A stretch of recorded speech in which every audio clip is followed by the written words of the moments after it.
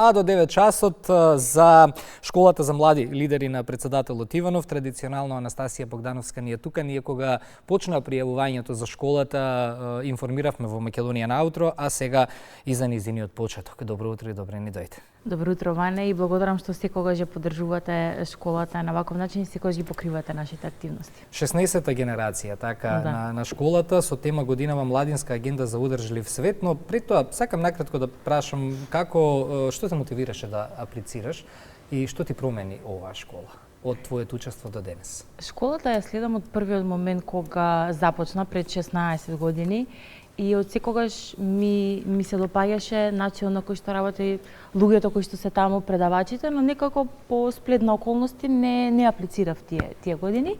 И оној кој што вистински ме мотивираше беше Катерина Антовска, која што беше поранешна председателка на алумни асоциацијата, која што вистински ме мотивира како ајде Настасија, аплицирај. Уште неколку години има шанса да аплицираш, бидејќи рокот до можноста за поднесување апликација е за млади до 35 години.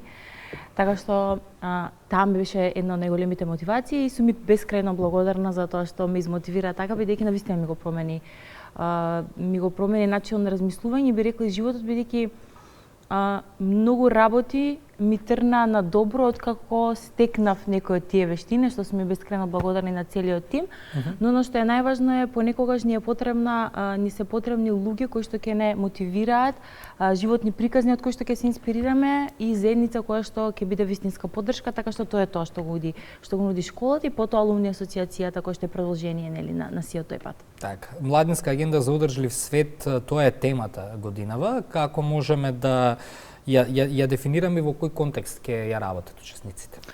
Да, ја одлучивме да биде оваа тема, бидејќи овие во суштина ги се инспириравме од целите за одржлив развој на Обединетите нации, бидејќи тоа се цели кои што навистина треба да не натераат сите да размислуваме, има поголем број се, меѓутоа ние ќе се обидеме да ги измотивираме учесниците да ги најдат проблемите во светот, во местото каде што доаѓаат и да најдат решение. Дали е тоа загадување, дали е тоа инфраструктура, има повеќе точки, оставаме младите да видат како да ги адресираат, да ги пронајдат проблемите, да ги адресираат, меѓутоа да им дадеме вештини како да ги разрешат тие предизвици. Оваа година имаат и специјална менторска програма од наши ментори алумнисти која што започна пред самиот почеток на школата, што им даде дополнителна вредност и да ги развијат своите вештини, но целта е да низата предавања и тие вежби преку проектната задача да им помогнат да ги пронајдат проблемите, бидејќи секој човек, без разлика дали е млад или возрастен, треба да знае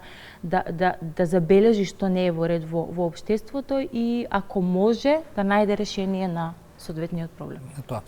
Школата ќе биде комбинирана, така, онлайн и во живо во Охрид. Да. Како е тоа организирано, поделено? Во понеделникот ни започна онлайн предавањата, кои што траа до крајот на оваа недела. Во сабота недела веќе сите во сабота се движиме и во недела во Охрид, ги чекаме учесниците од Македонија и од целиот свет. Имаме 40 учесници подеднакво од Македонија и од целиот свет и така што првиот дел е онлайн, а останатите денови се во Охрид. Значи од недела до недела сме во Охрид од 19 до 15. Во кои сектори или области можат младите да придонесат преку тоа што го учат во самата школа? 16 години не се малку, сигурно имате и некои анализи направено досега. Што велат вашите размислувања во однос на оваа тема или вашето следење на учесниците? Многу сме горди што имаме доста голем број на успешни алумнисти. Успешни алумнисти кои што се денеска предприемачи, министри. Министерот Стефан Антоновски е наш алумнист, градоначалникот на општина Ново село Ѓорѓе Божинов е наш алумнист. Имаме прекрасни луѓе од целиот свет кои што се буквално наши амбасадори, врвни предприемачи, професори, Катерина, да не ги набројувам сите, навистина имаме преголем број на луѓе кои што се многу успешни. Веруваме дека она што го стекна како вештини и знаење им помогна, а со нетрпение чекам да слушнам и какви ќе бидат нивните говори, бидејќи за прв пат годинава во рамки на школата имаме еден сегмент за ислам, случувала алумни асоциацијата, секоја година имаме, но оваа година ќе се случи Исла-ток, нешто налег на TED-ток, каде што нашите алумнисти преку своји говори ќе ги презентираат успешните приказни. Имаме двајца представници од странство и останатите се тука од Македонија, така што дефинитивно се гордееме со сите наши алумнисти, затоа не сакам и понатаму да набројувам, бидејќи буквално со сите алумнисти имаме повеќе од 600. Добро, и не се малку 16 години. Да. Предпоставам чинам дека го добив тука и одговорот на прашањето дека сето ова искуство навистина добро може да влијае на кариерата на еден млад човек. Имајќи го еве твојот пример, не мора да кажуваме други имиња, да не заборавиме некого, но дефинитивно школата влијае на тој начин. Колку тука придонесуваат вмрежувањата, контактите што учесниците меѓу себе ги прават сами?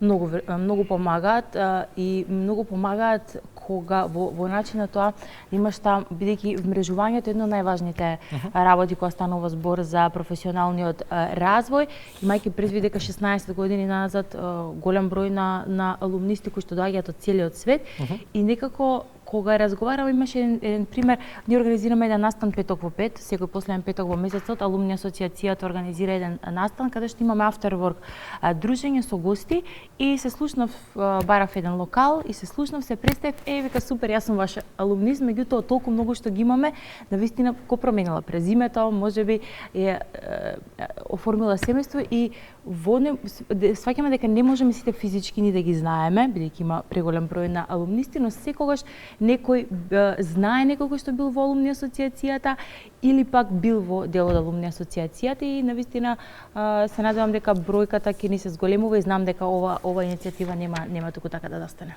За крај би сакал да слушнам совет до сите млади што размислуваат да аплицираат за следната генерација.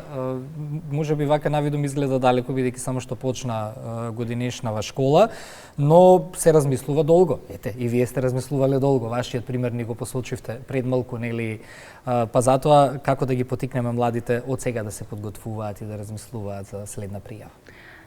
Да се размислуваат на начин што секогаш ќе бидат отворени за нови знаења и вештини. Ние живееме во свет кој што е навистина отворен и ако секој, буквално не секој ден, не можеме ни секој ден, меѓутоа ако барем не правиме во текот на годината некои активности кои што ќе ги подобрат нашите знаења и вештини, тогаш навистина не вложуваме во нашето знаење и во нашата иднина. Мора да најдеме начин како ќе вложиме во вештини и во знаења и тоа да го направиме на место кој што ќе ни нуди вистински квалитет. Ние имаме предавачи од целиот свет реномирани, од Македонија, така што апсолутно треба да вложуваат во знаења и вештини и преку формално, меѓутоа и преку неформално образование што го нуди во случајов школата. Посакувам успешна школа годинава. Благодарам многу за гостувањето ваше во Македонија наутро, со оглед и на обврските кои што ги имате, верувам, и после самиот почеток на истата.